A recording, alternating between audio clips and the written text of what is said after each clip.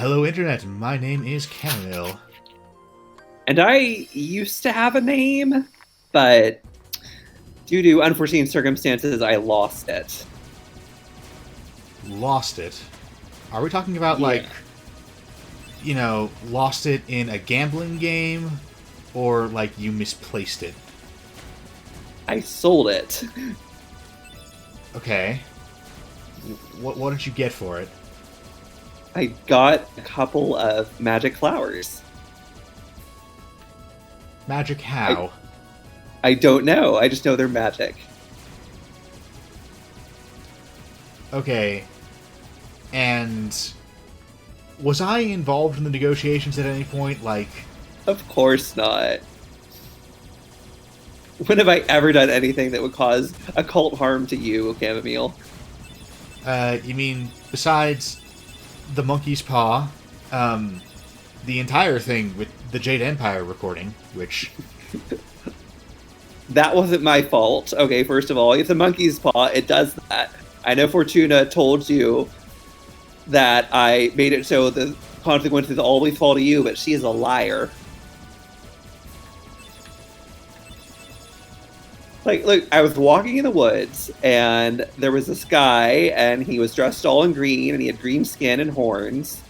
And he was like, "Hey, would you like some magic flowers?" I was like, "Sure, I will give them some to my friend Chamomile."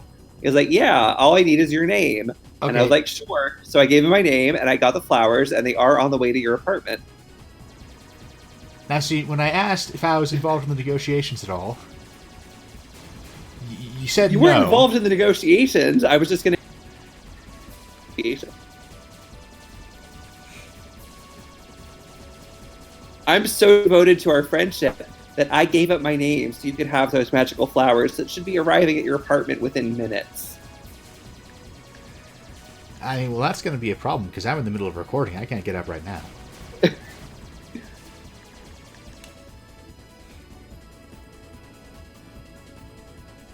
I mean, I guess I could send the Roomba that I got from the Needful Things store, but I'm trying to avoid using that thing. Just because, You I've can't realized prove it that- ain't your roommate. I mean, but I've tried reading the instruction manual for it, and I've realized that I can't really... This could be a problem. But, I can't... Not only can I not read the language, but, I also tend to get a headache just looking at the letters, which do not resemble any language I am aware of. Yeah, this is going to be annoying. We're just going to have to wait for Monster to move out of the way, aren't we?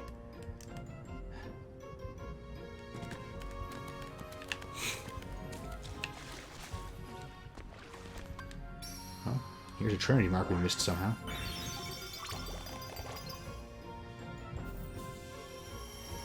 The good news is that escaping Monstro is now super easy. We don't have to beat up a Heartless. Yeah, no, I just gotta go over to the ship, get on the save point.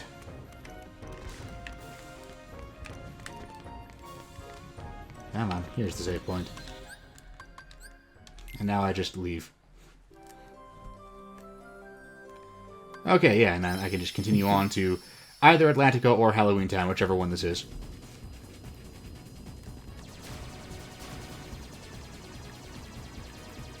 Weren't you needing to upgrade your gummy ship at some point? I have been meaning to do that at some point. Because you said these little journeys are getting a little difficult because you haven't upgraded it. Yeah, although, I mean, worst case scenario, I can just dodge everything. And, the starting gummy ship is actually perfectly maneuverable.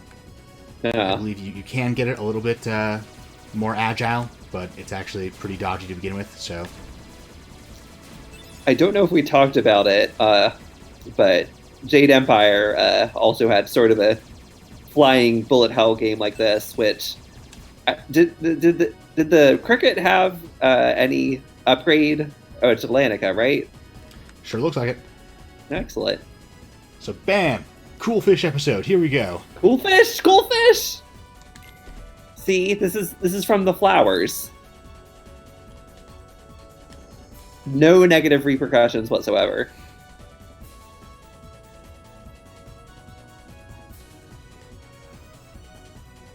So Donald knows I mean, polymorph? I want to believe you, but I have some reservations about this green skinned horned guy. Look, when has making deals with the fair folk ever gone wrong for me? And do not mention the August incident. That was a total fluke. I mean, you just brought up Jade Empire, though. Come on, So is Sebastian. Ariel a cool fish technically? I mean, she's a fish, and I think she's at least kind of cool. Flounder, however, is not a cool fish. Fish, yes. Cool, eh. Oh, relax, Sebastian. They don't look like one of them.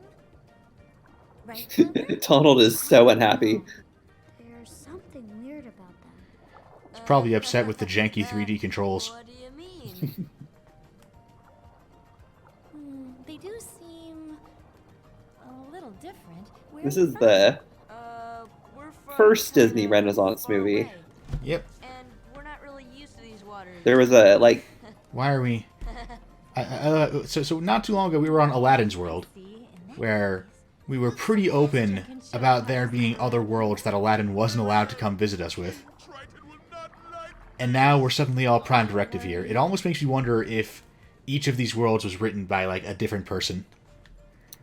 And they had, That would a make basic sense. setting Bible, but, they were really not on the same page with how, exactly how this Prime Directive worked. like I get the impression that, like, they were allowed to use, like, Disney stuff, but other than, like, Mickey, Donald, and that whole crew, that they needed to keep them relatively separate. So there's this paper thin justification for that.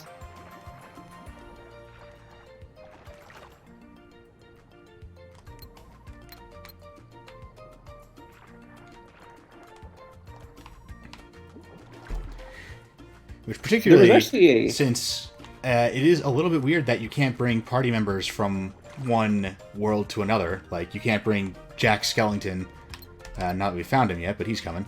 But you can't bring him to, like, the jungle world. And you can't bring... Where the hell did Flounder go? I guess that would take a lot of extra, like, dialogue that wouldn't necessarily be worth the worlds effort. are already set up so that you can have one of your party members can be swapped out for a local or not. I say one of your party members, I mean Donald, of course. Sebastian! Time for a practical exam, kids. Oh, they're jellyfish. Also, Sora's bottom half is a shark.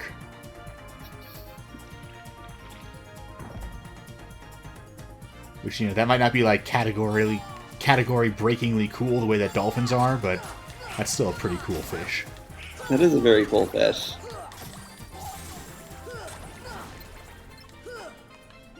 There's actually a 1975 Japanese anime that adapted The Little Mermaid. This is before anime got big enough to, like, have, like, good budgets, so the animation's a little stilted. But it's a little closer to the Hans Christian Andersen fairy tale than the Disney version is.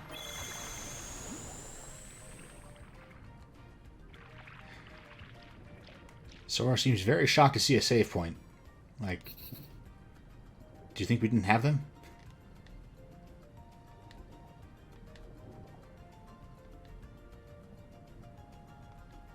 The thing about the Hans Christian Andersen fairy tale is it's very, very explicitly Christian. Since the Little Mermaid, the reason she wants a human man to fall in love with her is because that's the only way to get an immortal soul. Is if the man marries her, some of his soul will go into her, and she'll have an immortal soul. Otherwise, after 300 years, she'll die and turn into sea foam. Which I feel like it's it makes sense why Disney chose not to have that be a motivation. Like, you say that, that's very Christian. I must have missed that part of the Bible. About the conditions under which mermaids get immortal souls. Well, the whole, wanting getting the life after death because of God.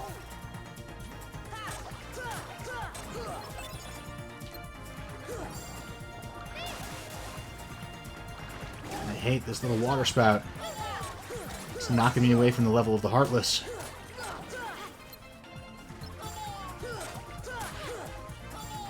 Yeah, they did not bring these swimming mechanics back for Kingdom Hearts 2. I don't know if they had them in any of the other games, but I don't think so.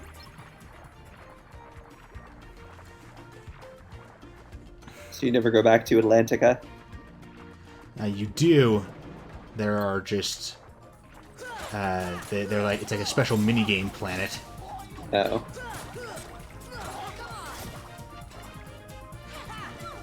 Which... I'll see if I can dig it up and stick it on screen in post, but there's a funny little comic about... in Kingdom Hearts 2, now that Atlantica is just this minigame world.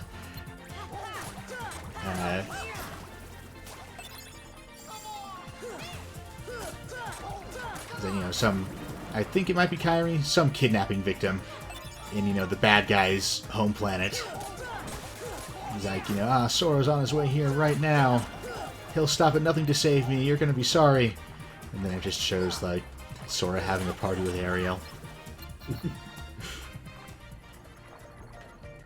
Okay, now how would you guess this particular... these are what treasure chests look like, and this is a special one. How would you guess this particular chest is opened, Requiem? Some sort of spell? Which one, do you think? Fire?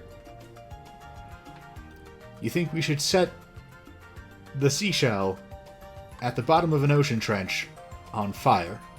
It is red. And the sad thing is, you're right. That should not have worked. But yeah, we got a mithril shard out of it.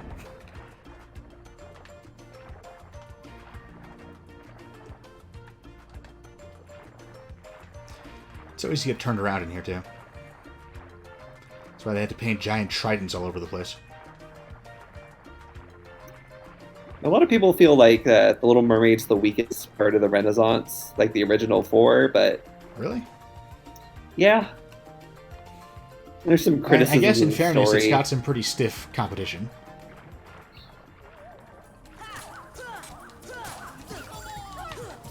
Although, I mean, Beauty and the Beast...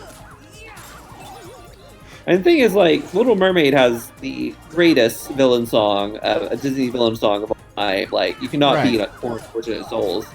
Like, even the Jonas Brother cover of Four Unfortunate Souls is pretty rockin'.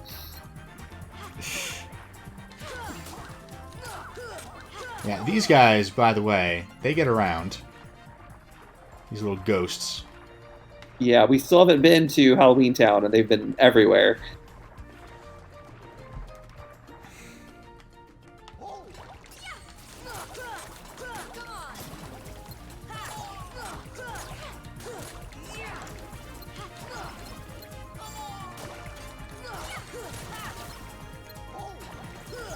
Okay, so the first 4 Disney Renaissance films are Little Mermaid, Aladdin, Beauty and the Beast,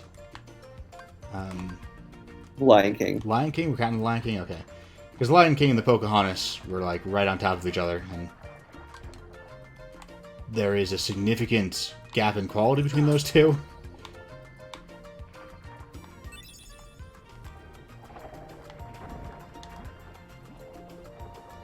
Adapting actual historical narratives to Disney films, probably not a good idea. Like, yeah, with that a ain't fairy no fairy tale, tale.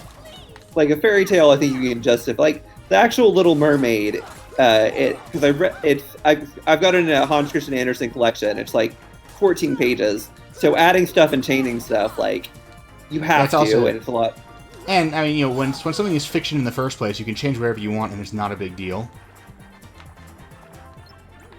Like, there's something to be Little said Mermaid. for, like, accurately depicting the culture of origin, but, like, there's something to be said for, like, you can potentially mislead people about how certain ancient cultures, pre-modern cultures, told stories and, thought and believed.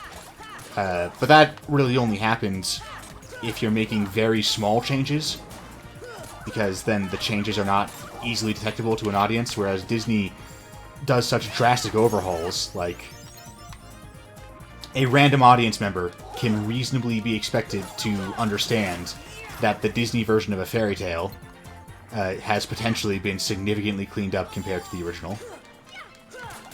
Like, in the original Little Mermaid, like, she has a grandmother, and the father is pretty insignificant to the story. Like, it's her sisters and the grandmother and the sea witch.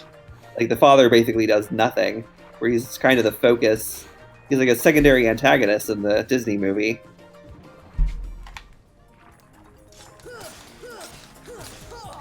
Yeah.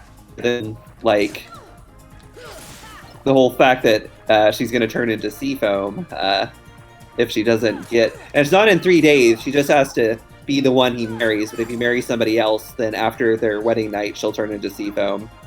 Oh, just instantly? Yeah. She doesn't even get the 300 years? Or is she Yep. already 300 years old? No, she's like 15. But she's... Because she's Terrified 16 of in the death. Disney movie, so, And, like, so it's the night of the prince's wedding, and he's married somebody else, and the sun's rising, but, like, her sisters come, and they traded their hair to the sea witch. And the sea witch gave them a knife, and if the Little Mermaid uses the knife to kill the prince, she'll turn back into a mermaid. But she chooses not to. That's kind of a neat story. But, yeah. But it makes sense why, like, again, like, they can't really adapt that. And, like, in Right, the process of taking something that's a 14-page story and, like, turning it into the standard 3-act structure, like, stuff that has to get consolidated, so it makes sense that, like, you're going to be cutting characters. Yeah, well, and it's also, like, people understand the concept of it's the Disney version. Like, if you tell someone what the original Little Mermaid, Hunchback of Notre Dame, Hercules, which, the original would actually be Heracles, but if you tell someone how the originals were, they might be surprised at some of the specific details. They will not be surprised that it's very different from the Disney version. People get that the Disney version is different. Daddy? Oh, Ariel, when will you listen? It's dangerous out there. Also, Triton is an abusive father, don't at me. Look outside. He definitely is. Behold, you swim before the ruler of the seas. When do I get to smack him with my Keyblade? Majesty, King Triton. And who He's are actually, I mean, They helped us fight off those the creatures. Kingdom Hearts version of all these are, of course, they? Don't look familiar. We're from an ocean abbreviated. far away. I can't remember for sure, but I think all of, like, What's that? other than generally being kind of stern, There's no such thing. Certainly not here. But Daddy, Ariel, not another word. like, he's getting kind of Ultimately, angry like- here, but it's not a big deal. Is that clear? Like, he might Like, ultimately, he's not an extremely good dad or anything, but, like, that conversation right there was just, like, okay, so he's not very good at being a dad. Like, in the sense that that is a skill that he lacks. yeah. It's not nearly the same as when he just, like, wrecked all of Ariel's shit. And I don't think that scene is in here, but I may be forgetting it. Safety. Which does not happen in the fairy tale, because the father is barely in it. Now Yeah. I'm quite curious. So I You think, can like, kind of interpret it as, like, it's his, ultimately, like, it's his poor fathering that drives Ariel into the danger of Ursula. Like, They seem to be coming from Ursula's grotto. I knew it. in the I think it's a Disney valid version or theme. in the original fairy tale? in the Disney version, in the fairy tale, I think the theme is kind of different. But in the Disney version, it's very much like he's a bad father, and that's what drives Ariel away into this danger. She has to seek liberation elsewhere. Your Majesty, please,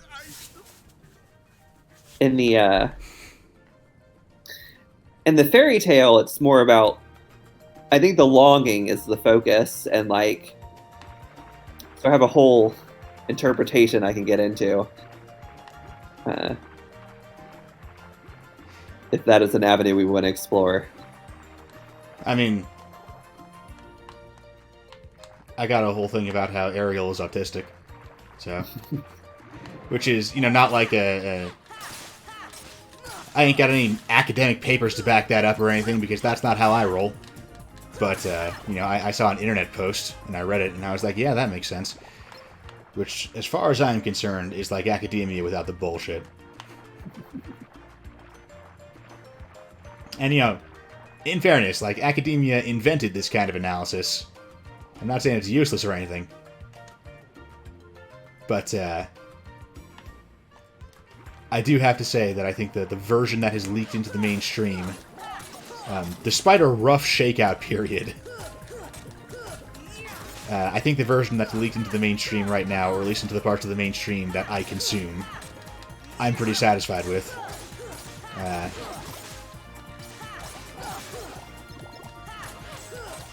There was a bit there where, there was a lot of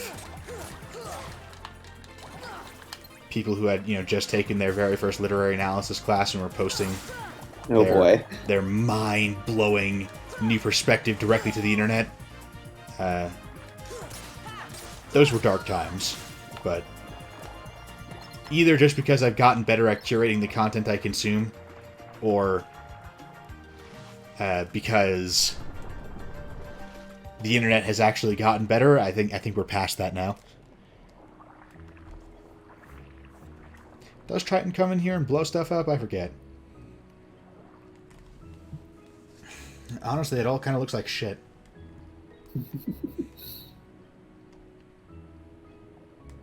Everyone seems to know that other worlds exist, including the people who have specifically not been told about other worlds. You're terrible at this, Sora.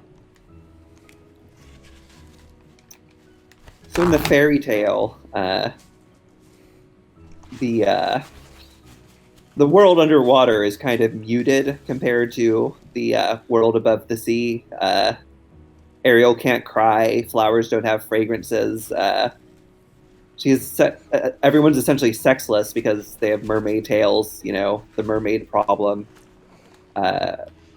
The sun, you can see the sun, but it's blurry because it's underwater and it sort of looks like a flower. Ariel falls. Flowers don't have fragrances, but they have flowers at all? Yeah, by the way, Ariel, I'm just going to go ahead and rob you for everything useful. I hope you don't mind. The descriptions, the way Anderson describes things, can be a little weird because, like, he has to describe it in a way that a child can understand. So frequently, he just describes it like it's like a regular kingdom. Like there's a willow tree. It's like, no, not underwater. I'm beginning to suspect I'm beginning to doubt the veracity of this fairy tale. The Little Mermaid, she originally falls in love with a statue of the prince, which I think comes up in the movie. But there's a statue of him they give him for his birthday, and he's like trying to be gracious about it, even though he feels like it's kind of narcissistic. It's actually kind of a cool moment for him. But then his ship sinks, and Ariel winds up with it. In the fairy tale, it's just that she just has a statue. And on the mermaid's 15th birthday, and Ariel's the youngest sister, on their 15th birthday, they each get to go up and see the surface, and they all describe it as being so beautiful. So Ariel, she desires to... Not Ariel, but the Little Mermaid, because Ariel's the Disney name. I'm going to make that mistake so much in this recording, I can tell. I mean, does she have another name in the fairy tale? No, she's just the Little Mermaid. Right. So... In the Japanese version, they called her Marina. I mean, that's a little bit twee, but it's a fairy tale story, so Yeah. So her desire ultimately is to go up and experience this more vivid world, to move on from a state that is, kind of dreamlike and muted, and you can almost compare it to like the state before life, like the womb, because the water is associated with women, the waters of the womb, but it's also associated with death. Like she can have this 300 years of a pretty nice life and ultimately die, and none of it had mean anything. So, but she chooses to go to the service world. And so she gets the experiences of being with the prince, but she also has to...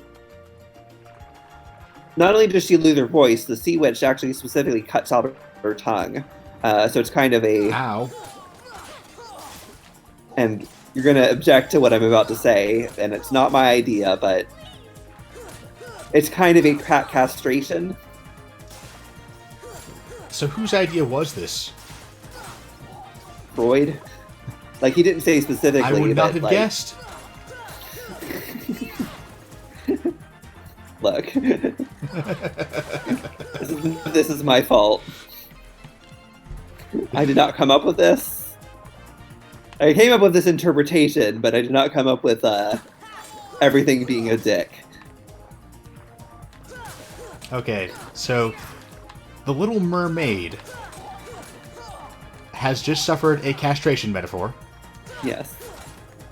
For the sake of continuing the flow of conversation, I'll buy that. Please continue. Okay. But she suffers a fundamental psychic pain, a psychic trauma, but she gets legs. So even as she's being castrated, she's gaining sort of sexual agency that she did not actually have before. One of the things she endures on the surface, and this gets cut out of the Disney version because boy is it grim, is every step she takes causes pain in her feet, like she's being stabbed with daggers. Has she tried rubbing her legs? Sounds like they might be asleep. Rubbing sometimes helps with that. Gets the blood She actually, flowing. her feet actually will bleed if she dances. And she does dance. Like at one point, the prince has a bunch of girls sing for him, and she can no longer sing, even though she was the greatest singer of the mermaids, who were the greatest singers in the world. So instead, she dances, and she endures this horrific pain, but her dance is greater than any of these girls singing, and it conveys sort of her love to the prince, even though he never links together that it's a romantic love that she has and wants from him. It's always sort of he sees her more as a child, like a little sister. I mean, she's 15, so how old is he? 16. Okay, well, okay, then. If a 16-year-old dated a 15-year-old, then... that's fair. She's very senpai notice me.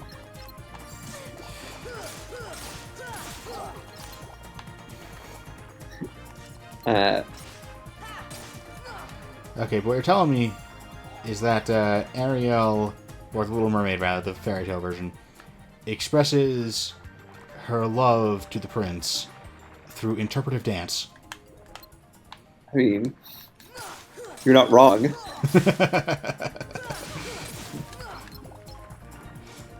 So Ariel invents interpretive dance. And it She remains the endures most the horrific effective way to communicate emotions to people for the rest of time. She endures this horrific dance, this horrific pain, and she does fall in love with the prince, even though her primary goal is not the prince's love. Her primary goal is escaping death by gaining an immortal soul. And ultimately, she fails to win his love.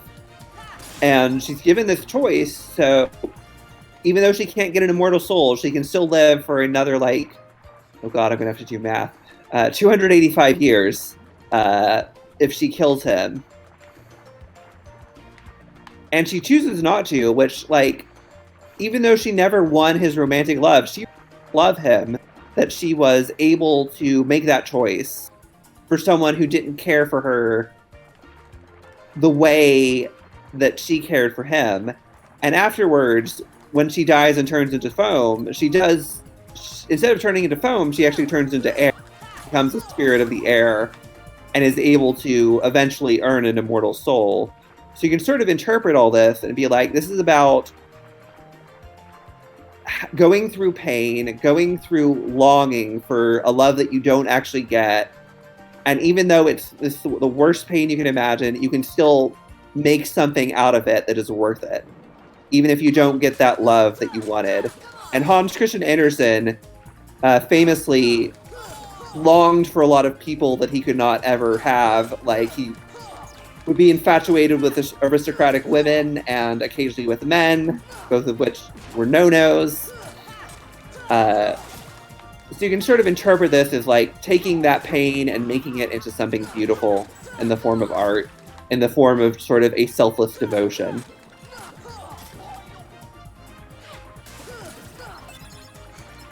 And the castration metaphor was necessary to this because... I mean...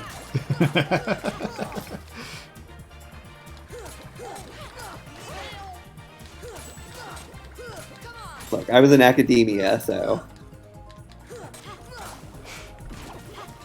She went through a pain. She had to go through that pain, that sort of fundamental pain. Because even though she got the castrate, she was castrated, but then, like, even though she is metaphorically castrated, she then actually gains, like, her legs are split. She actually now has genitals.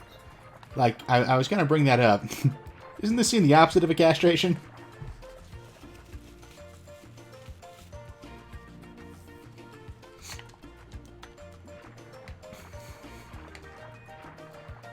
It's sort of... She lost the sort of symbolic phallus to gain actual sexual agency.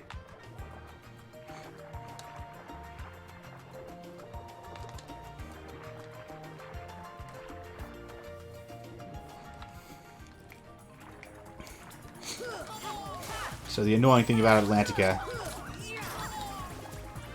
is that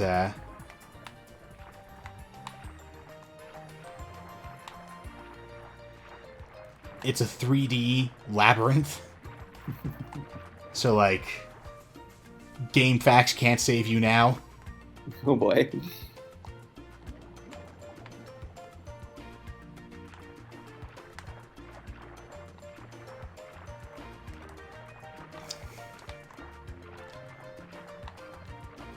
Well, given that, like, Hans Christian Andersen, in at least one letter he wrote to a man, described himself as wishing that he could be a woman so he could know this man the way a woman might. Something along those lines. And you can sort of interpret it as sort of this taking that longing, that pain, and making something out of it, even if it is tragic. No, that bit, like, I'm totally on board with. That makes sense. You know, it fits with Hans Christian Andersen's own experiences, and even if it didn't, it's a perfectly good interpretation by itself. I'm just like, at what point is being castrated, like, if anything, gaining the leg seems like it should be a sexual awakening, in that she literally gains the ability to have a sex. Look, just take out a loan, a student loan, and go to undergrad and major in English, then get your master's in English, then maybe even get a PhD in English, become a professor of English, and then you'll understand. I feel like you get there faster with some LSD. Cheaper, too.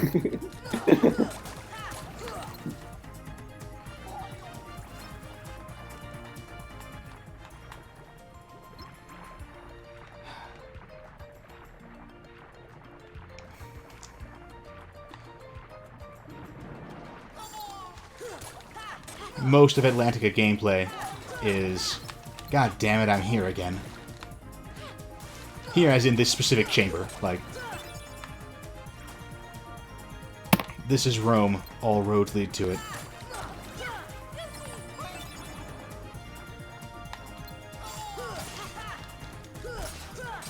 Like, this isn't as bad as the deep jungle in terms of not being clear where you're supposed to go next.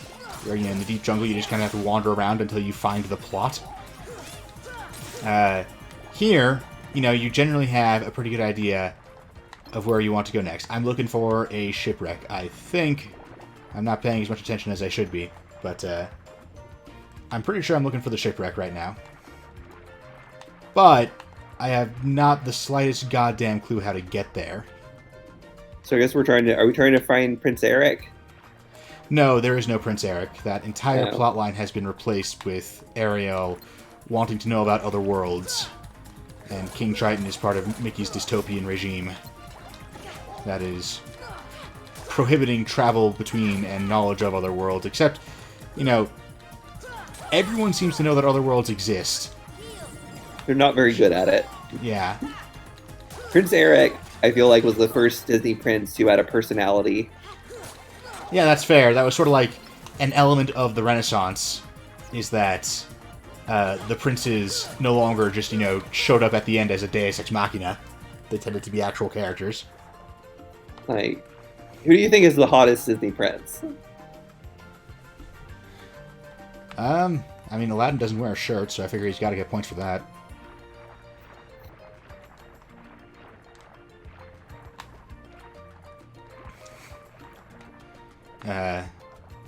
I mean, if you're a furry, it's clearly the Beast. He turns human at the end, though. Okay, so he's human for 30 seconds. That doesn't count. Are you about to tell me that the Beast is the hottest Disney prince in his human form? No. Okay, because if you were, I was gonna make just so many werewolf jokes. I've told you, I like a good twink werewolf.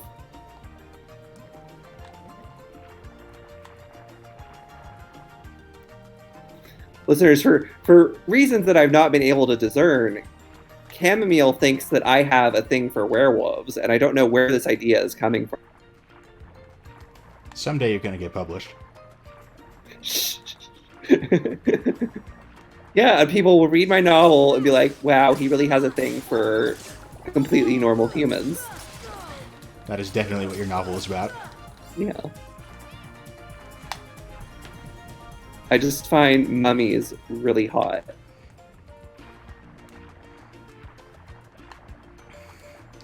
I mean, in fairness, that guy from Night at the Museum seemed alright.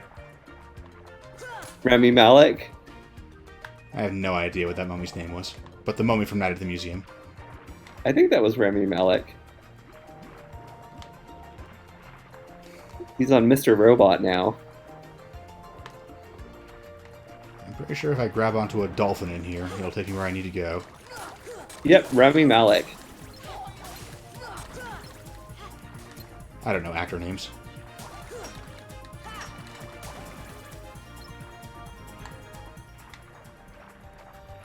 He's one of the, oh, now I cannot remember that name. You know the game with the Wendigo? Oh, Until Dawn? He was the face model for one of those characters. Really? It's neat. The brother. But they made him, like, pale and blonde, and it looks kind of weird. Yeah, I did not recognize him. That's for sure. Alright, now we're getting somewhere. Gotta grab onto the dolphin. GameFAQs actually probably could have saved me from that one.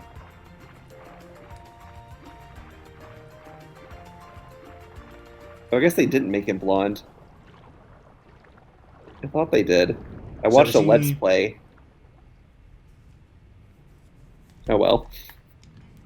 We'll cut that whole thing out. This, the amount of cuts that we can do in this is, relatively limited.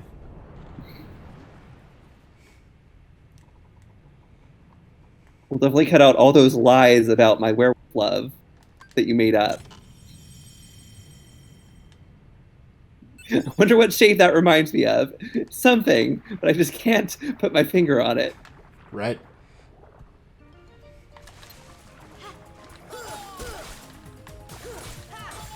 I think Triton does have his abuse scene. Now that I think about it, because I'm pretty sure what we just found there is somehow critical to the keyhole, and so he blows it up. In fairness, like, he is not just having a fucking temper tantrum.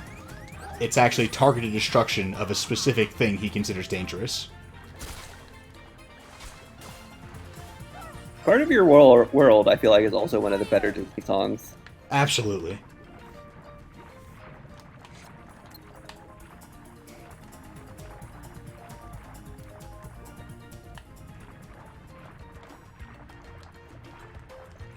And Poor Unfortunate Souls, I don't think there's a better Disney villain song until Hellfire, which has problems of its own.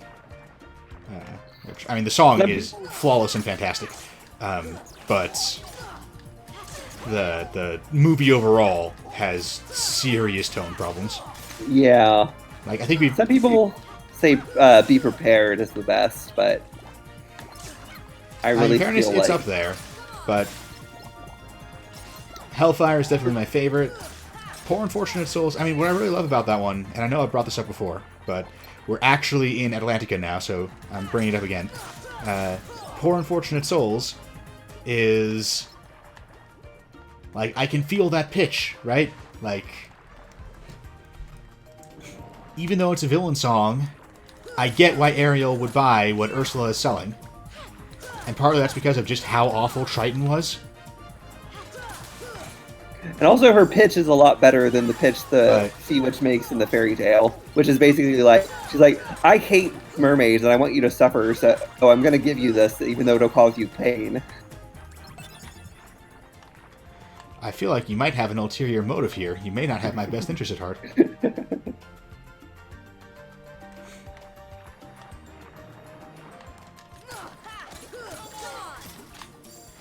Yeah, I think I've got the... I mean, it's not the geography, the hydrography of Atlantica figured out now. When do I get my cure spell upgraded? It's really starting to fall behind in efficacy right now.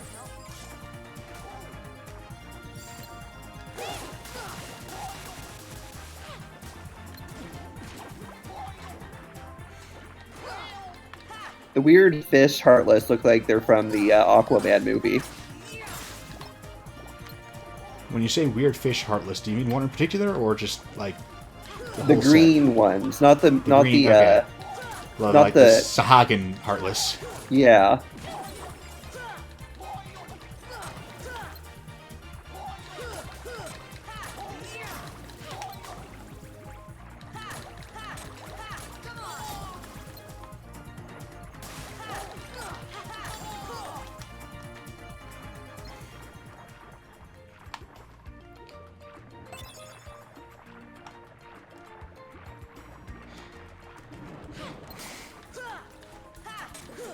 I was gonna say something.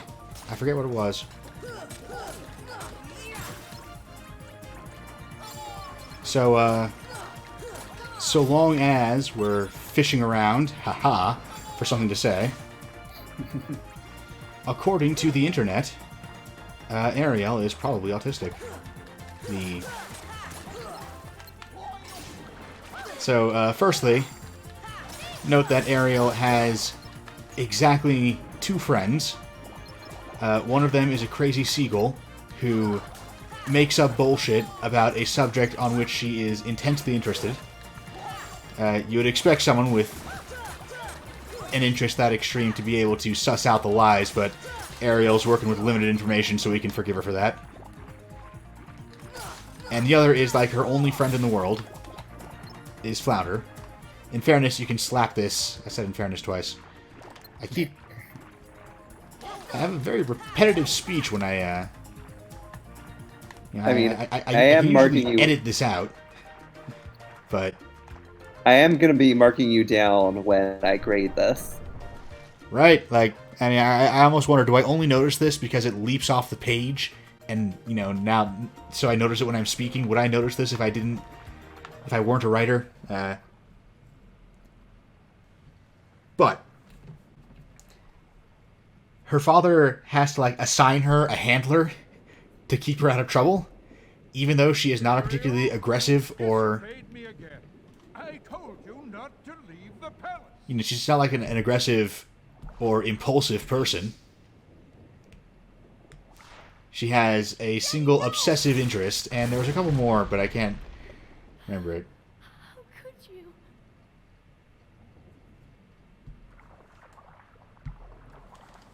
But yeah, and in the Kingdom Hearts version, Ariel, You're it's... not from another ocean. You're from another world. aren't Yeah, you? we're agents of the king. Get fucked. You must be the key bearer. Damn straight I am. Did you know? You may fool Ariel, but you can't. There's fool also me. You some know popular what yourself in queer your readings face. of both the fairy tale and of the movie. We touched upon Hans Christian Andersen, but Howard Ashman was the lyricist of The Little Mermaid, and there's a certain amount of queer aesthetic that goes into anything he's involved with. The key bearer You can shatters sort of read with Ariel brings being in ruin. love with somebody who she's forbidden to love, that like even though it is a heterosexual love, it's because Right. the forbidden element makes that sort of the queer reading and the For you or your key. sort of being separate from this world and longing to be able to move into it the way a gay person might want to move among heterosexual people, be part of their world essentially. My, the poor child suffers such deep sorrow. Yeah. Like, I can definitely see it. It does seem a little bit weird to me just that, If only there you know, it's an explicitly heterosexual love story. Wait, Which, maybe she can be of some help. Yes, maybe. But even in the I 90s, even in the late 80s, there's right, like, it's Pretty big 1989 limit. though, so it's like, it's not like you're gonna be able to just have a gay princess, so... she makes or a gay prince. dreams come true. Ursula can help. I kind of like the idea of boy Ariel. And Ariel is a boy's name originally. You're Ursa. And it's also, we would no longer have to explain why they wear nothing but seashells, which always seemed weird to me. Like, I get it, that you definitely wouldn't want to make a different choice, but just in terms In of the- world building. In the Japanese version, her hair just covers her breasts at all times. It's very convenient. That mysterious key. The Japanese one is blonde, and in the fairy tale, her hair is not given a color. It's just she has pale skin and blue eyes. Something special too. Now listen. I'm hearing the song in my head. The only reason I'm not starting to belt it out right now is because that would just be terrible on camera. You're welcome, audience.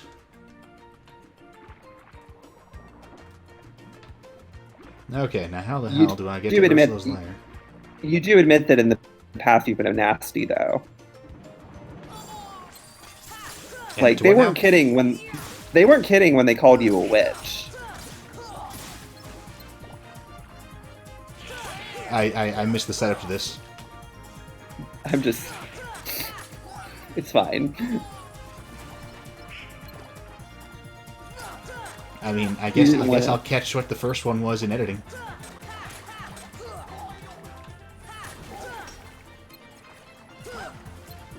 Our devoted fan base of one person is very forgiving.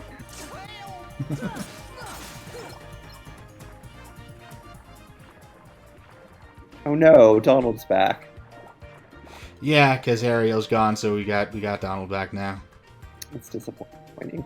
I do like that he's an octopus, and that Goofy is like a turtle. Like, instead of just making everyone basic mermaids, they made Sora an awesome shark mermaid, and then the other guys are just other animals.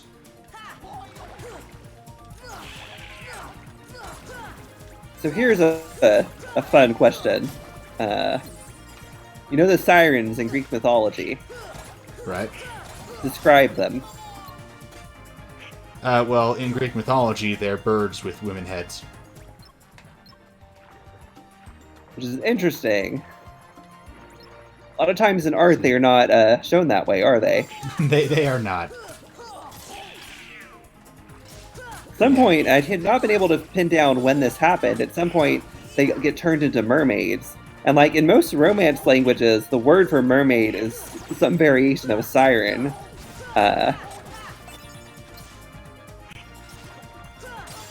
There's something about a mermaid that is seductive and dangerous, so much that it overrode what the actual Greek version was. And like in ancient Greece, every last stream and tree is a sexy woman trying to kill you. But the most enduring version of that is the naiads. When has Anaya done anything wrong ever? I mean, certainly nothing that our audience would be familiar with. It's fine. Everything is fine.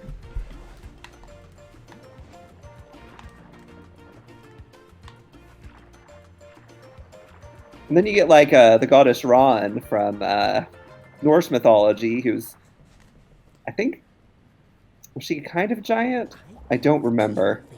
But she lives under the sea and she casts her net to drown sailors. And in Scottish folklore, if you are a girl and you have a brother who is a sailor, you're not supposed to comb your hair while he's at sea because it would attract sailors. It would attract mermaids to his boat, and they would sink the boat and drown him. Through a form of, it's like sympathetic magic, because mermaids spend all their time combing their hair. Man, so being a Scottish girl with a sailor for a brother, you've either got to keep your hair short or just accept that you're going to look kind of like shit all the time. Yep.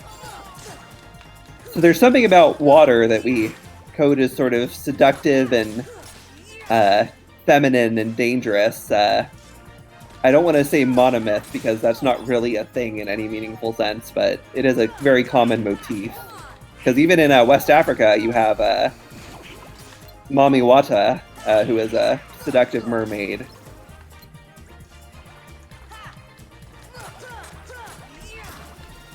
But you do have male versions of sort of like the seductive and dangerous water creature, like the Scottish Kelpie or the Norse Fossagrim, which I don't know if that's how it's pronounced or not.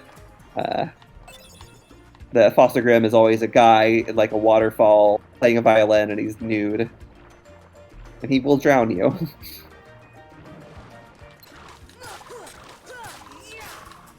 Why are why are the sexy, naked, magical people never just friendly?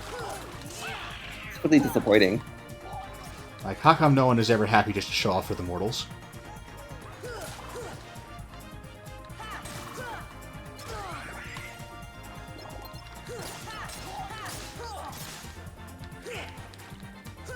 Cam and I have off-camera complained extensively about Galarian. Oh dear God.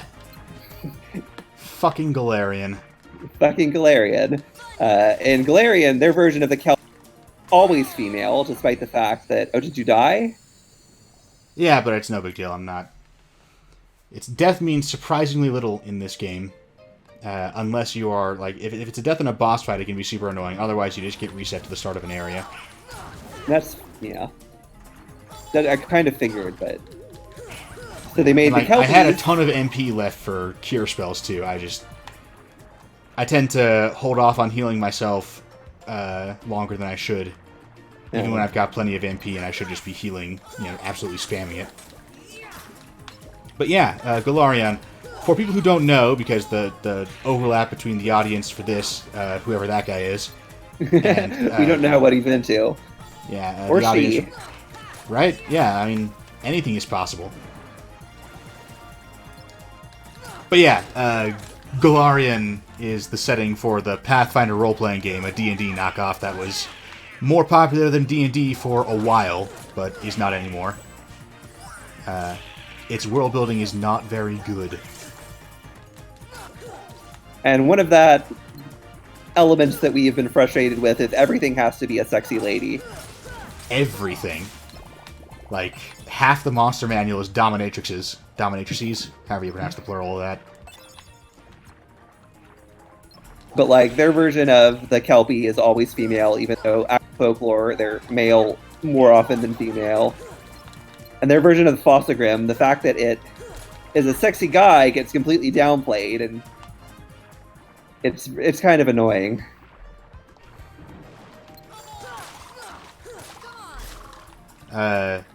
Every non-good goddess in that setting, and which has, like every fantasy setting, it has a pantheon of like 30 different gods. Rather than, sticking to 3 to 5 to maybe 7 or so that you actually care about, it instead has like 30 to 40, and you don't care about any of them. But every goddess who is not good aligned is, you know, super sexy. Is a lust goddess. Yeah. Every single one is a goddess of lust. I don't think any of the good gods have any kind of sexual element at all, because, as we all know, sex is amoral, inherently. That is a universally held belief by all people without exception. Shut up. Galarian, it feels like... It's just, like, one time there's this race of bee people, and I was going to look them up in the monster manual. And of course, when I read the description, they're basically a race of dominatrixes, and I'm like, okay. Why not? Aren't you tired of following your dear daddy's orders? Yeah. Are we like, about to have the that's- boss fight? Yes. Nah, we're like 2/3 of the way through. Uh, Time for a little journey to the dark world of the heartless. so the whole plot is totally different from this. Yeah, it's got some vaguely similar themes, although again, Triton comes across much more reasonable. Why? He does blow up one specific thing, but as we learn later on, that specific thing was, like, specifically dangerous.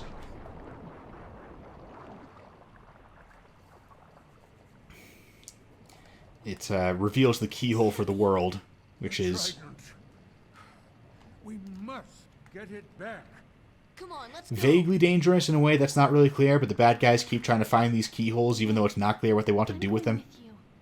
My father is hurt and it's all my fault. Look, you don't need to explain. Just get Donald the fuck out of my party. We'll cast Cure on your father. It'll be fine. It's too bad that Donald knows polymorph, and so we can't drown him.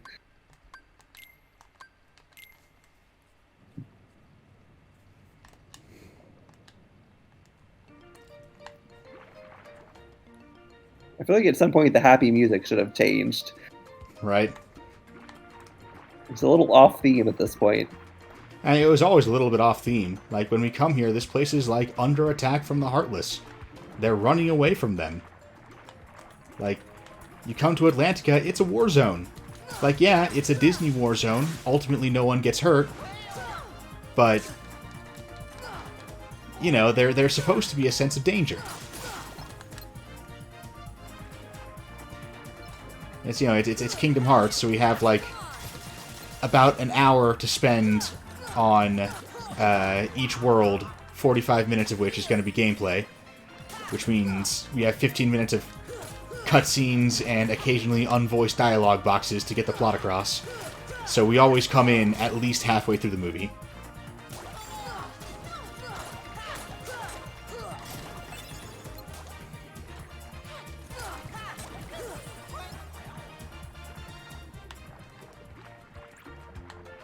So when does Aquaman show up? I mean, just as soon as Disney gets the rights to the DC Universe. So like 5 years? Sounds about right, you know. Should be before Kingdom Hearts 4 comes out.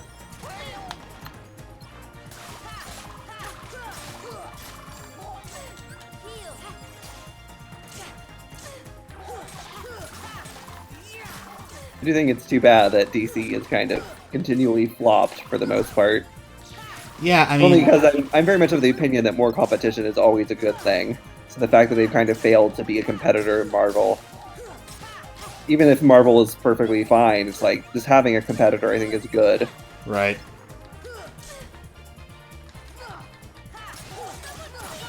And it is... Man, are you listening to Ariel? I mean, it's probably a little bit hard to make out, but are you listening to Ariel's combat barks? I'm not.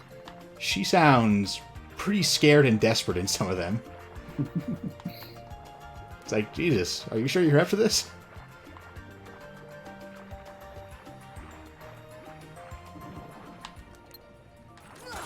I mean, I feel like Tarzan and Aladdin like make sense as like combat characters. Ariel is just a princess. Right?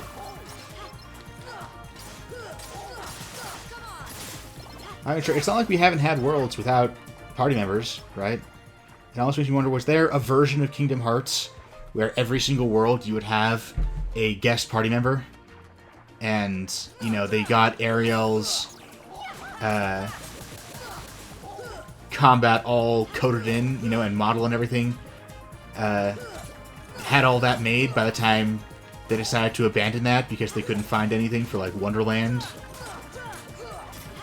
Can't have Atlas join the party.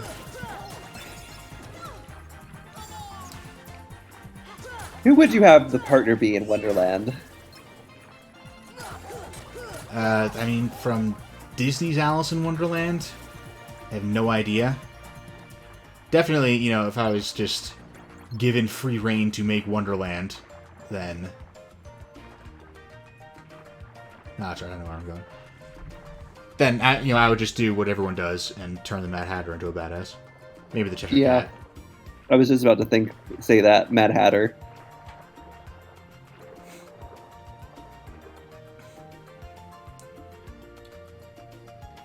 Jeez, am I going the wrong way? I think I am. Gotta get my way to that underwater valley, which is normally practically impossible to miss. All roads lead to it. Yeah, no, this spout comes out into it. I can just follow that up.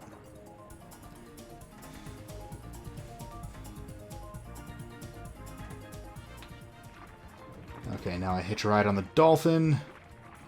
And then I have to find some way to cross the current cavern. And I can't hitch a ride on the Dolphin until I kill the Heartless. Alright, guys, let's rock. I mean, it is my instinct to murder everything I come across, but this episode's getting a little bit long, so I'm trying to wrap it up. So are these Heartless of jellyfish? Like, did the Heartless kill a bunch of jellyfish?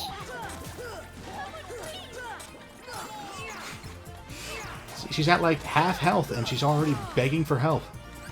Ariel, I mean. So far as jellyfish Heartless, I mean, I guess.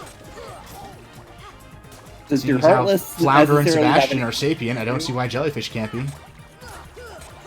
Does your Heartless have anything to do with you as a person, or? It doesn't particularly seem to. Like, some people, their Heartless is like literally just them with spooky eyes. But then, other people, like that random villager we saw get turned into a Heartless in Traverse Town, and he turned into a soldier Heartless. And, maybe he's a little bit more badass than he lets on, or maybe getting turned into a Heartless gives you a bit of an upgrade. But yeah, generally speaking,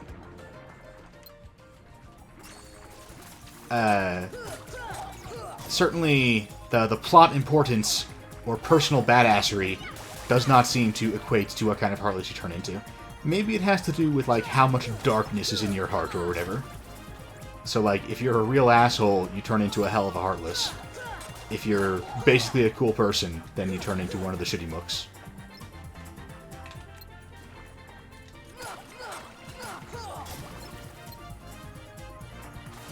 Yeah, I mean, definitely Traverse Town Villager guy just turned into a fairly generic Heartless, so... So if I turned into a Heartless, it would be like the Devourer of Worlds Heartless.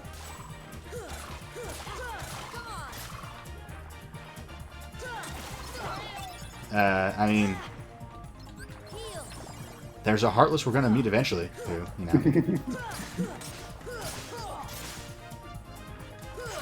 Someone turned into that thing, so I guess it might be, someone like you.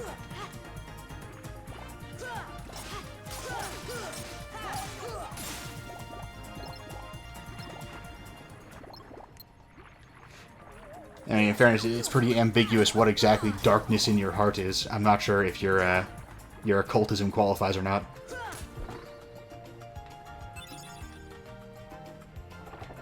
Which, by the way, I'm just kind of leaving those flowers. Like, I heard someone come by and drop them off in front of my door. That was like 45 minutes ago.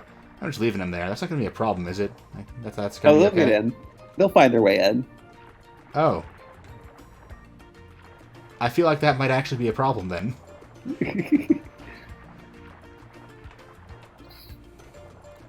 Okay, where did the Dolphin go? Oh my god. Normally I would just, like, okay, we got stuff to do, I'm just going to swim past these guys and find the Dolphin, but I can't grab onto the Dolphin while there's Heartless around. It prevents me from activating the command properly. Aha! Dolphin. Damn it!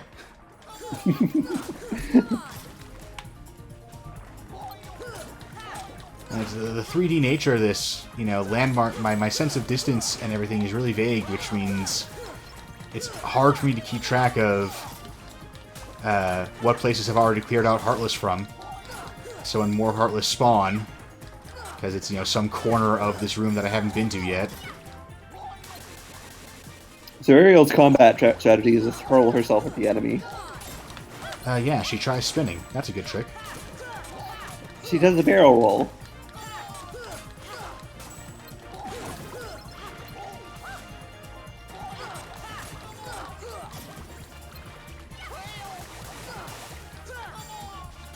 Goofy saying "come on" every 10 seconds is driving me insane.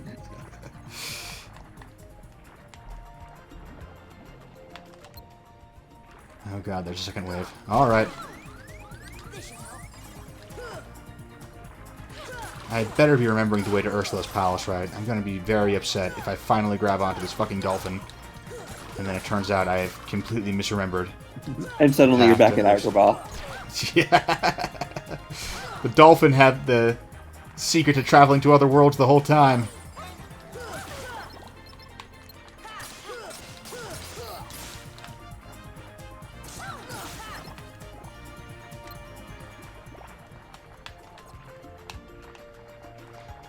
I don't know if a dolphin would do that to us. Dolphins are too cool to be fish, which is just clearly, you know, why the Heartless are congregating around here. They want to meet the dolphin. It is the coolest of fish. It's super fish levels of cool. It's so cool it's a mammal.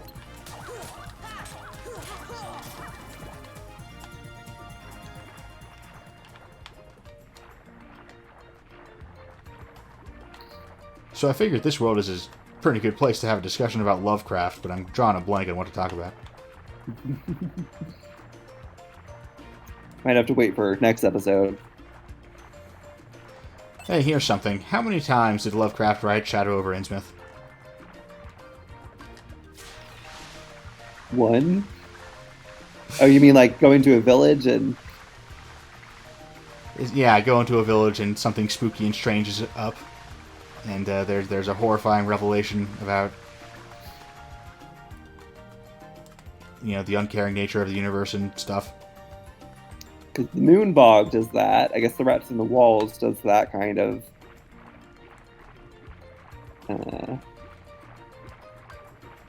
Colorado Space, it's already... They didn't really go... Well, I guess they go to the farm. All those professors go to that farm. I guess the Dunwich Horror kind of does that too. Yeah. I can't remember the exact stories anymore, but I remember I had an idea building up that, like, you know, I think Lovecraft basically wrote the same dozen or so stories over and over again until he got them exactly right, or at least as, you know, he got them as right as he ever did in his life.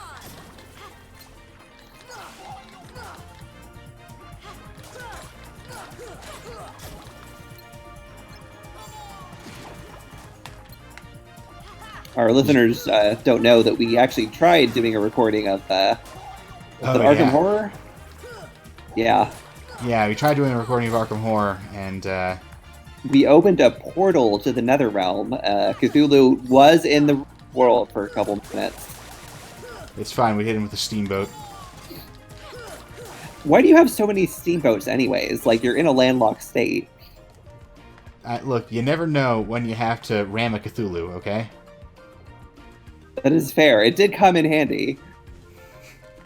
Yeah, I don't know what you're complaining about. Like, I just was baffled that you had so many of them. Like, has this happened to you before? I mean, firstly, I plead the fifth. But also, secondly, I don't know exactly how big of a Cthulhu is going to come through any given portal. That is true. This is like a medium-sized Cthulhu. Like, I've seen bigger.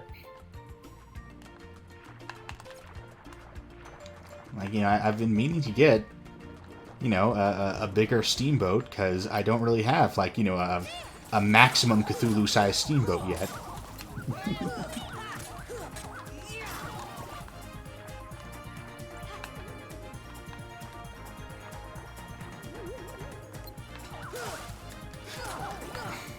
that story, I feel like we may actually want to tell them what actually happened. To the Arkham Horror recording. Yes, just because it's frustrating, but like,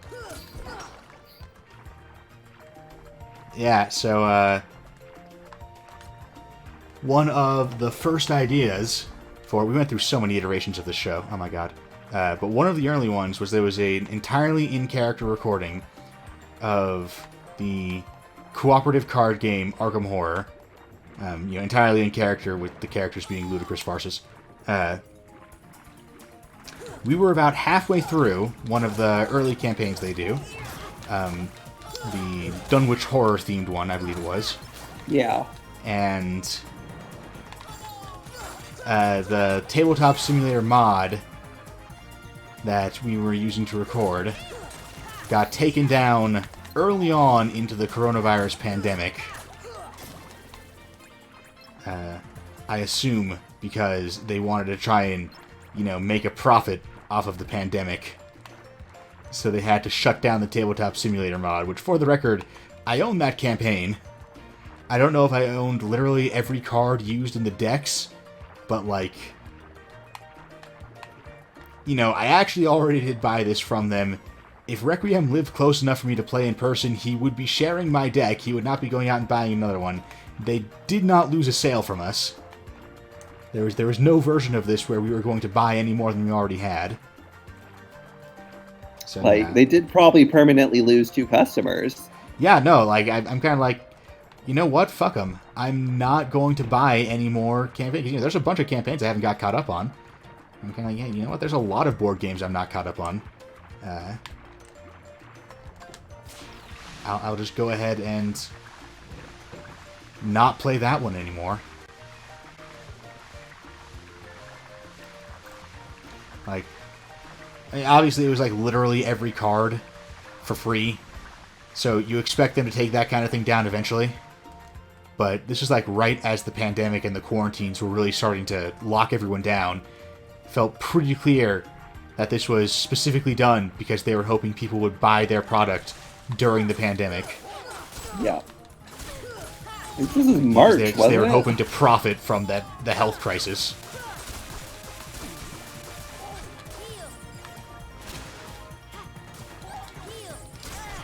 While everyone else is like providing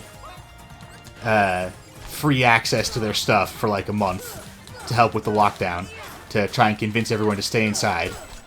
FFG was doing the exact opposite.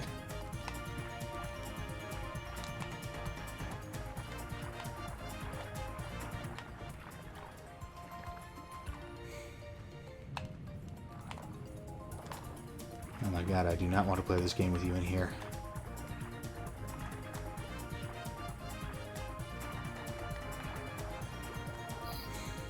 What are we trying to find right now?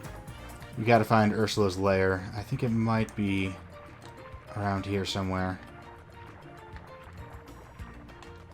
I know at some point we have to get a super powerful Dolphin kick that allows us to access the one tunnel I'm not able to get into right now that I tried to get into and failed, but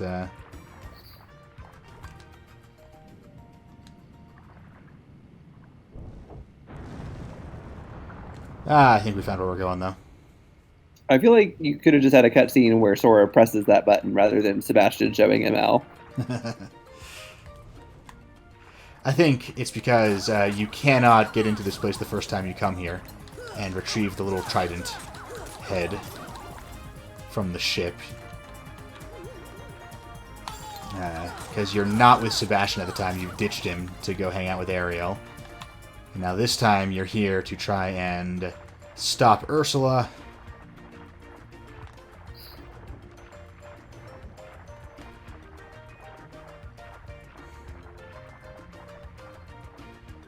Is this the way to Ursula, or am I going the... Oh, I think This feels very Ursula-esque. Yeah, okay, we got the...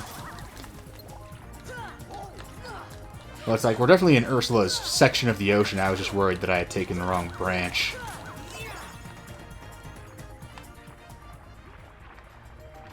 Yeah. for sure I'm in the right neighborhood, but yeah, I'm actually heading to Ursula's, like the actual room she is specifically in.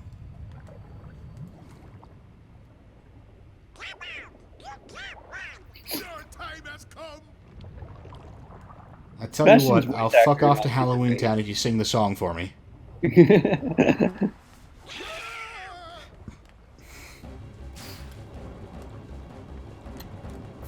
So we're gonna have to fight her big at some point too, though, aren't we? Obviously. God damn it. Okay. Doing this the old-fashioned way. So the eels are actually in the Hans Christian Andersen story. They do Really? not feature a lot, but she has two pet eels.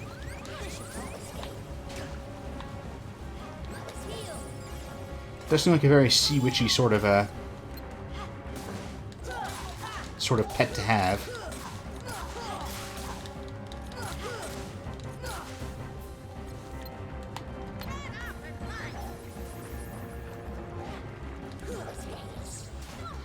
Okay, Talking so when about Ursula Sigmund- revives her pet, she shouts, "Get up and fight."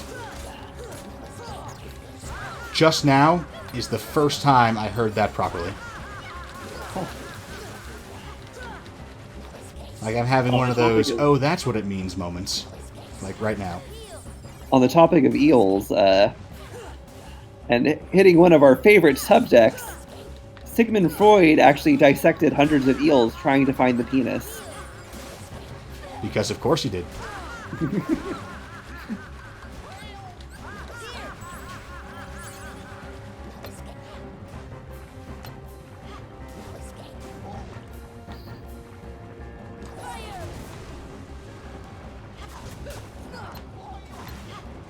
I don't actually know, I assume male eels just do what fish normally do and just, they don't have a penis at all. I'm gonna Google this. Impossible. How could any creature not have a penis? You're not even making sense, Requiem.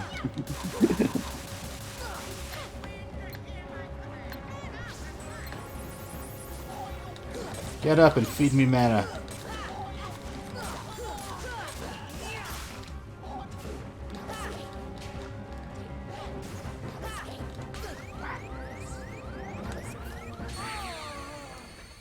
Those little eels are slippery. And annoying. And the only source of MP in there outside of items.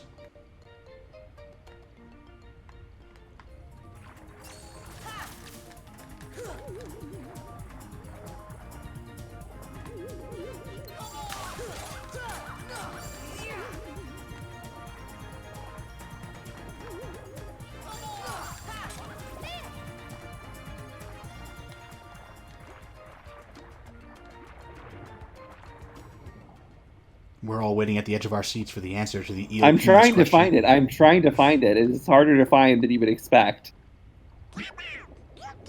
When I Googled it, I just got a lot of stories about eel allegedly swimming up a guy's penis during a beauty treatment. Swimming up a penis? How? I don't want to think about it. That's fair.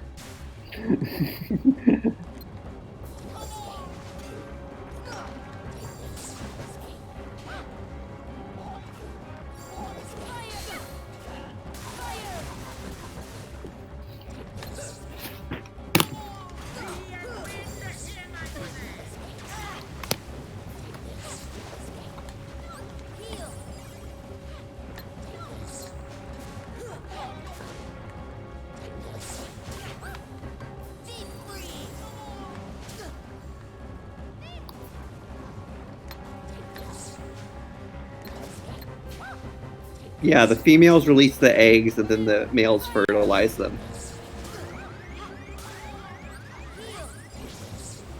They do not have a penis. That would explain why Freud wasn't able to find any.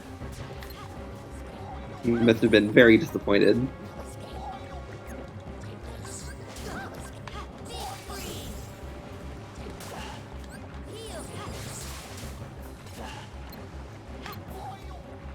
Must have come to the conclusion that eels simply do not have any psychology.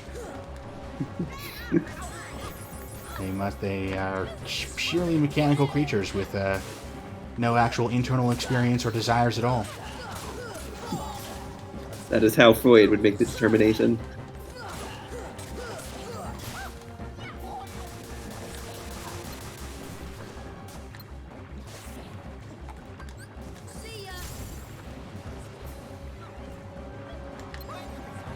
So I wonder what Freud would have thought of female hyenas.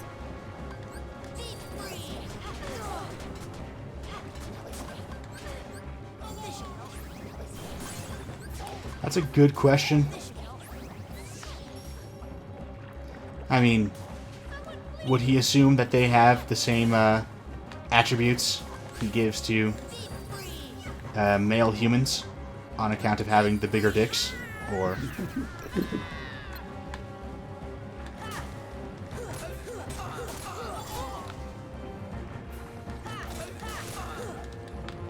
If anyone, if any of our listeners is in contact with Sigmund Freud's ghost, let us know.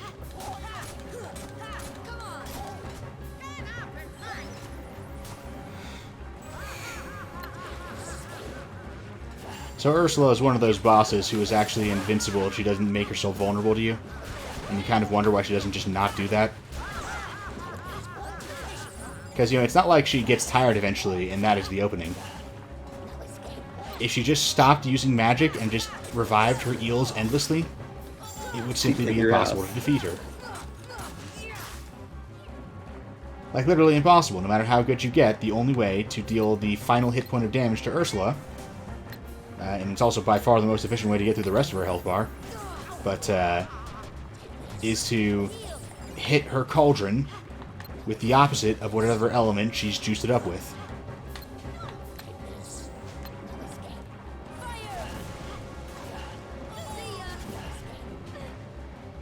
You know, it's been a while since I watched The Little Mermaid, but I don't remember the scene. Oh, you don't remember the scene where Ariel has to fight Ursula with her magic cauldron? Yeah. And the original did have a song. Okay.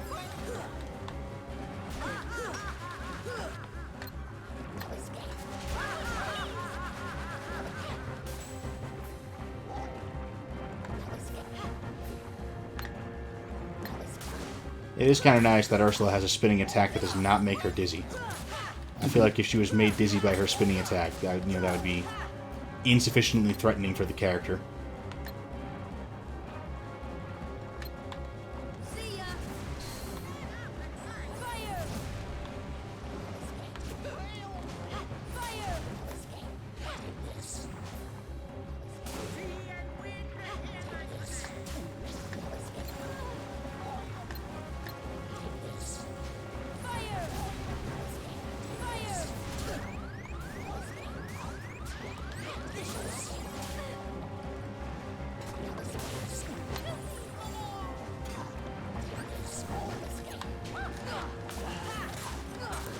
Atlantica and Deep Jungle are both very annoying worlds.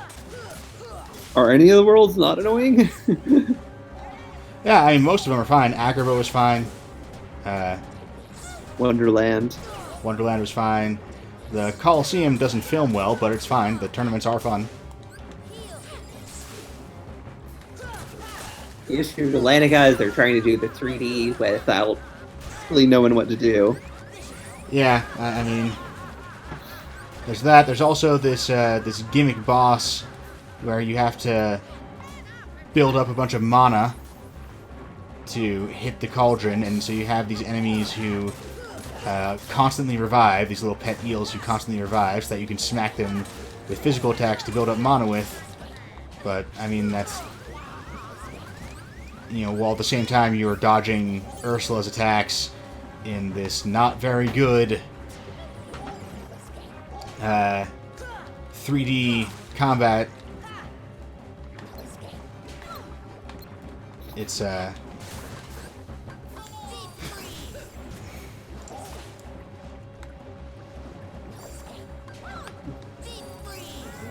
they did have to do this to be faithful to the game.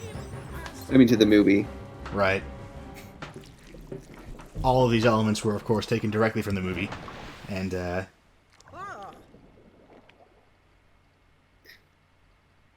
You paid for this.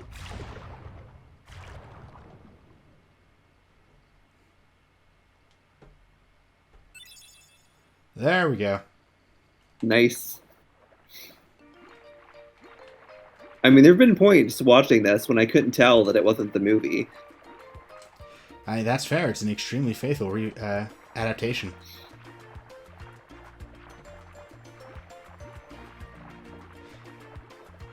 Like, Sora is a little more important in the movie, but other than that, Yeah, I mean, it is kind of the movie told specifically from Sora's perspective, whereas the movie tends to jump around perspectives. But you do kind of expect that from a video game adaptation, you know?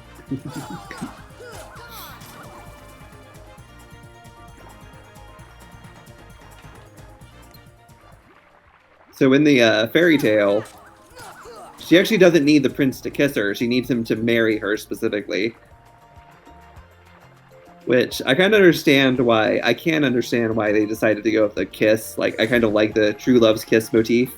I know a lot of it is pretty cliche, but I'm a fan. Yeah, and I mean, as a MacGuffin, being cliche is like kind of an advantage. Right? Like, it's... The goal that you're going for is easy to understand, straightforward. You know, it's easy to tell when you have or haven't succeeded. There's this 3-day deadline. Like, the Disney Renaissance was all really good, and part of what made it really good was that they knew how to adapt these fairy tales.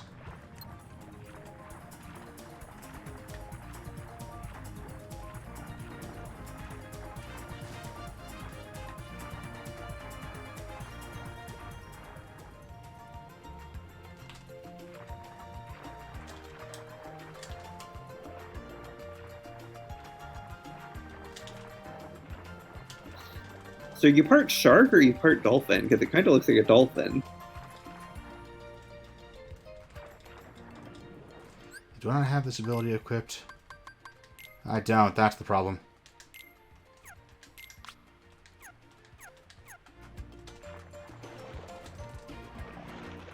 I might be part dolphin. Basically, shark is the minimum level of cool fish that I am right now. And if you were part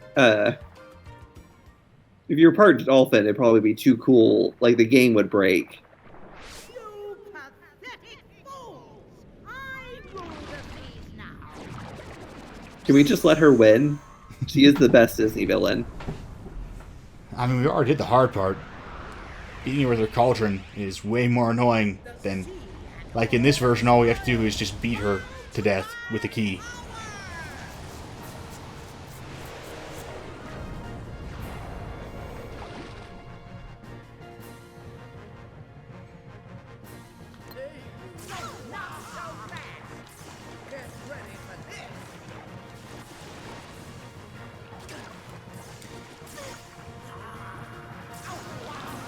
You have to remember how to dodge all these attacks.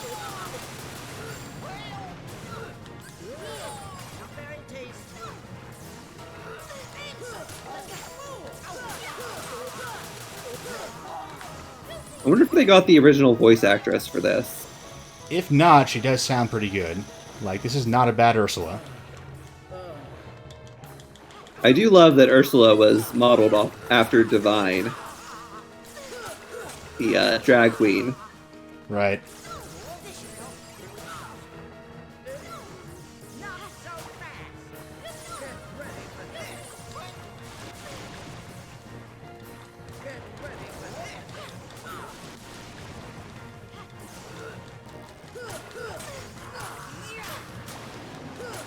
I'm not sure if I'm supposed to be able to get behind her like this.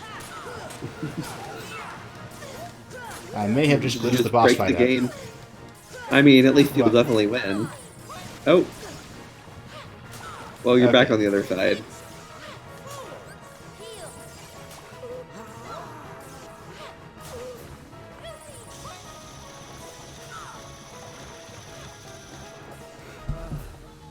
Having all the powers of the sea and the wind apparently includes being able to fire her laser.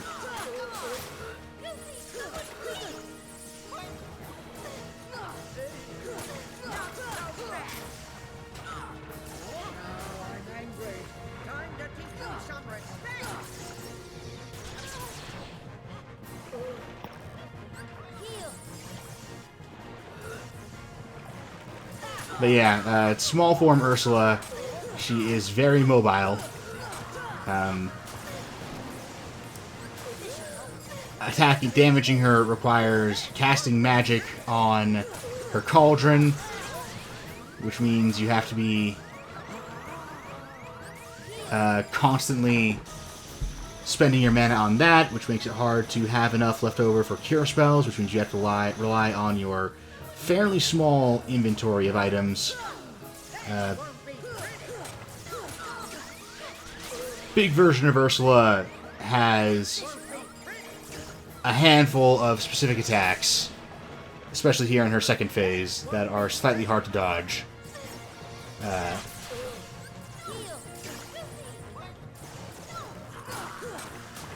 But for the most part, she is actually much easier.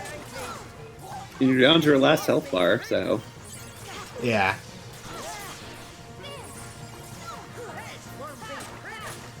She still has the necklace with Ariel's voice, even though I don't think the plot point happened at all. Yeah, no, at no point did she ever take Ariel's voice. There was just not enough time anywhere in this entire...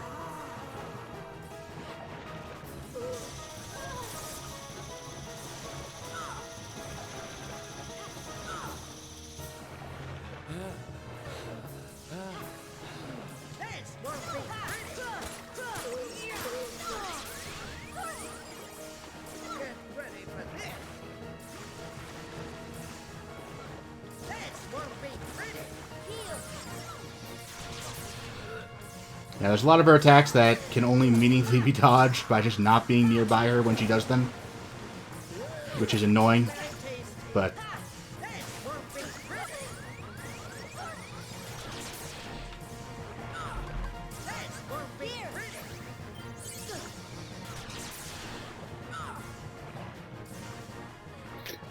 Kind of feels like a Star Fox boss. Yeah.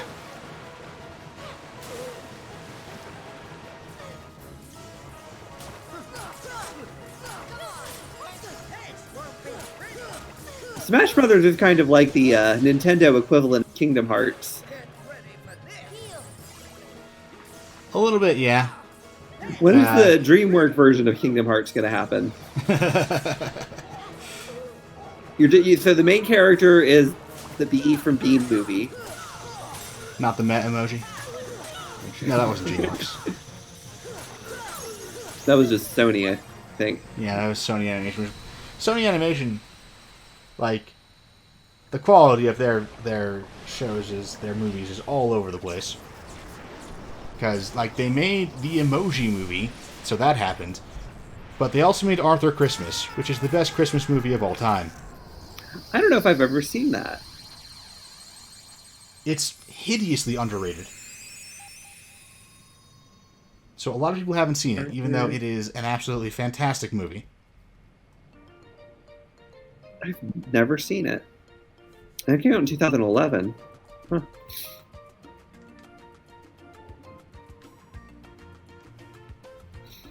I wouldn't let you follow your heart, and now you're a heartless. You were a heartless this whole time. Now we have to fight Ariel, right?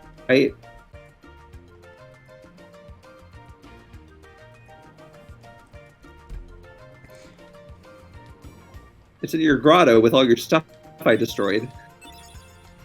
He never destroys any of her stuff, though. Oh, right. He destroys the one thing she just got, because it can reveal the keyhole, which he thought would be dangerous. In fairness, it is what the Heartless are looking for, so not totally unfounded, although it's not clear why he thinks it's that specifically as dangerous, rather than the entire area.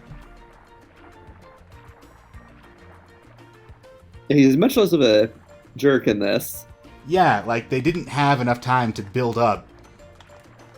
Like he's not abusive. He briefly loses his temper and does something slightly regrettable. Which, like, that sounds like an excuse an abuser would make, but in this case, it's, like, actually true.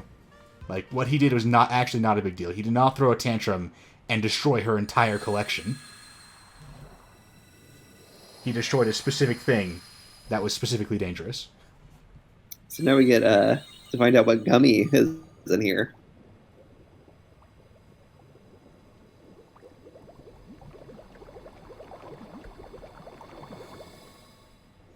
Like some of the Kingdom Hearts 3 cutscenes that I've seen, like they're starting to get pretty close to the quality of the CGI in the movies. Yeah, I have not actually played Kingdom Hearts 3 yet, because it ain't on PC, so I'd have to go and buy a new console, because every Kingdom Hearts game has released on a different console. That is almost literally true. Had they released KH2 on the PS3, Oh, about that. Sorry then for it would be every single Kingdom Hearts game would have come out on a separate console. You can travel to other worlds. That is amazing. Maybe I can too. Yeah. Kingdom Hearts 1 was on the PS2. Chain of Memories, first released on the Game Boy Advance. Someday, Kingdom Hearts 2, also on the PS2. somehow. Dream Drop Distance was on the 3DS. Get it? 3Ds. Dream Drop Distance. Ha ha ha. Birth by Sleep was on the PSP. They love bouncing around different handhelds. Do me a favor and leave me out of it. 358 over 2 days was on the regular DS. There was one on the Virtual Boy for some reason. Right. Like the console had been dead for like a decade.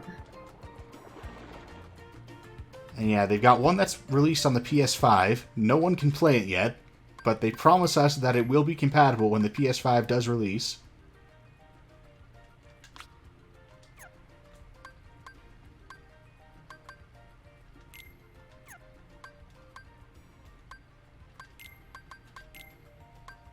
There's the Alexa one, which they're just copying Skyrim at that point. Right. And it was weird, that one was a Skyrim crossover. Yeah, they had the Skyrim world in that one.